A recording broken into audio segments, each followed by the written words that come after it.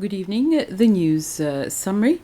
The Ministry of Finance, Trade and Economic Planning is appealing to all people to be cautious when purchasing transport from abroad, particularly from Japan, ensuring that the importation companies in that country are credible. The appeal follows a series of complaints from both individuals and companies importing vehicles from Japan. Many people have not received the transports they have ordered or have even lost their money. The appeal was made recently during a joint press conference organized by the Ministry of Finance, Trade and Economic Planning and Customs Services. Many people and companies in the country are importing their vehicles themselves instead of going through a local car dealership, as it is cheaper. One of the other issues brought forward during the press conference was that some people are presenting fake invoices at the customs services, invoices featuring cheaper costs of the transport purchased to pay less tax.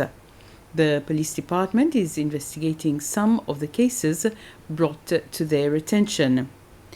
Meanwhile, the chairman of the Seychelles Motor Vehicle Dealers Association, Gilbert Lebon, says there are huge risks when people choose to buy vehicles directly from an overseas supplier or through a company that is not the brand representative.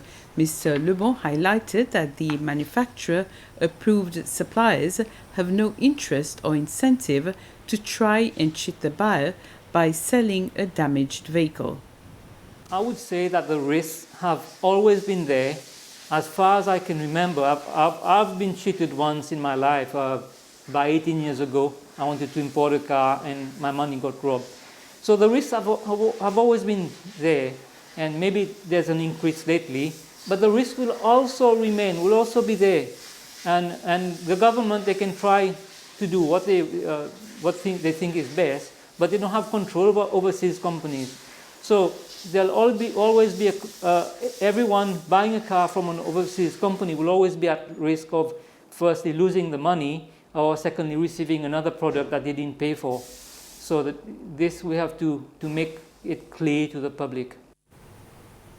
France-Émilien Nicette is the sole male centenarian in Seychelles.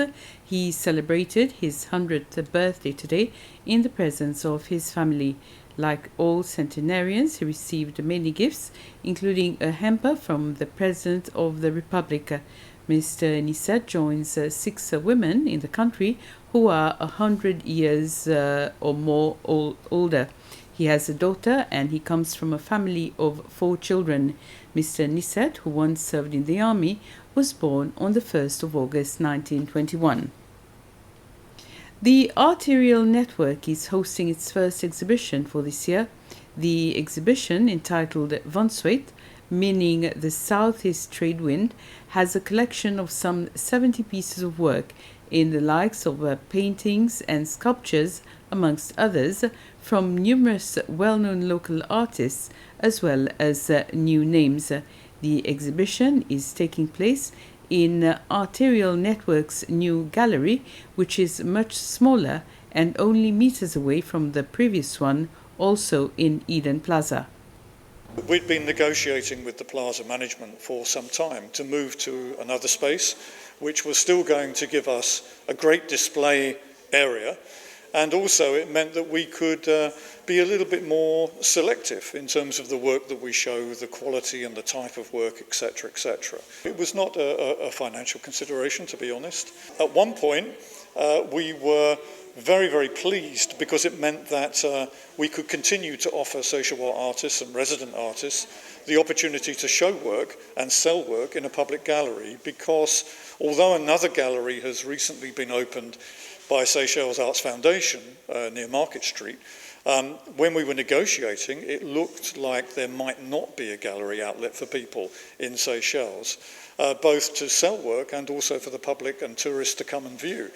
So we're delighted that we're here. We're delighted that we have a new show.